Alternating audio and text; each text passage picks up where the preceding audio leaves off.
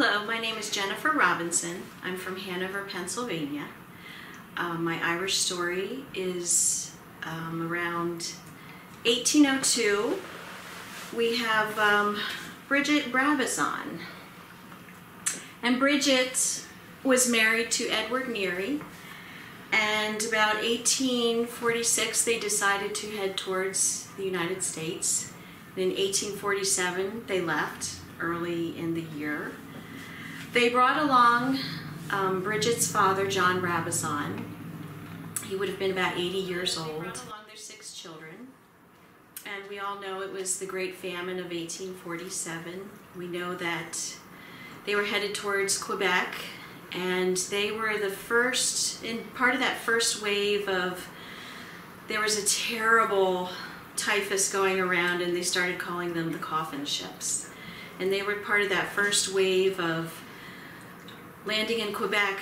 Do we set up hospitals? Do we set up tents? And they started building all of these onshore tents to hold as many of these people as possible. They're coming off the ships, they're getting sick, and people are dying.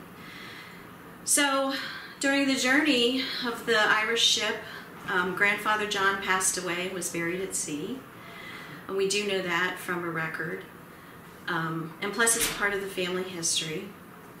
And Father Edward Neary, who was the teacher of the family and teacher in Elfin, Ireland, passed away on the shore of Quebec.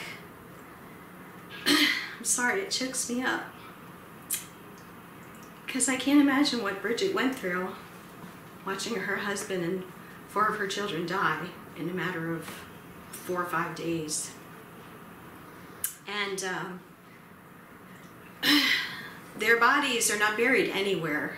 There was 7,000 people who died on that shore. And they're in a mass burial grave, and there's just a memorial there. But we know that Bridget and her 2 children survived, and they went to Gouverneur, St. Lawrence County, New York. Bridget lived another 30 years. She was about 88 when she died. Her photo, though, when I look at it, kind of haunts me.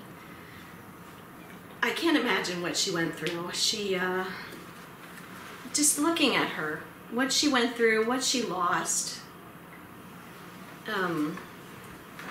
So it reminds me. And it reminds me of my family, my mom reminding me of Irish St. Patrick's Day every year, which I never really paid attention to.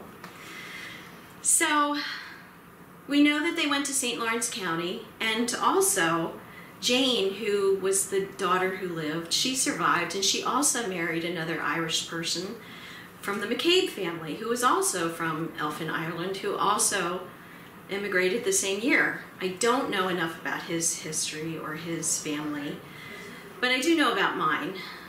Son Edward grew up to be a judge in St. Lawrence County, and he went on to have 2 grown children himself who had families and were the descendants. So Edward Neary grew up and became a judge and a lawyer in his town. That would be Edward. And newspaper accounts say that Edward, when he would speak from his judge's bench, would have that distinct Irish voice. He wouldn't talk down to people, but he liked to use that Irish tone.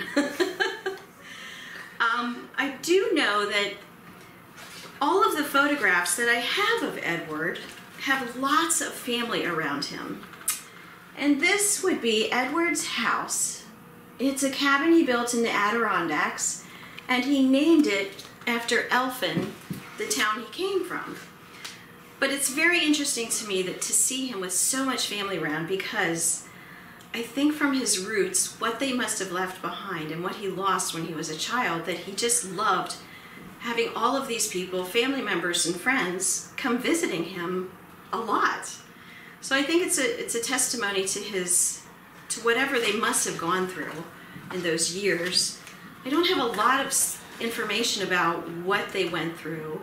We know facts, we know things from census, and we know things from newspaper accounts, which can portray a little bit more of Edward's more of his livelihood and what he did around town and who he was hanging with and his influence in his town. And I think that his Irish influence was definitely something that he wanted to leave behind. And it's definitely carried on with the family.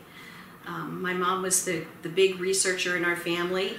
She wrote a simple grandchildren's story about the ship's story and the voyage of the Neary family coming to the United States.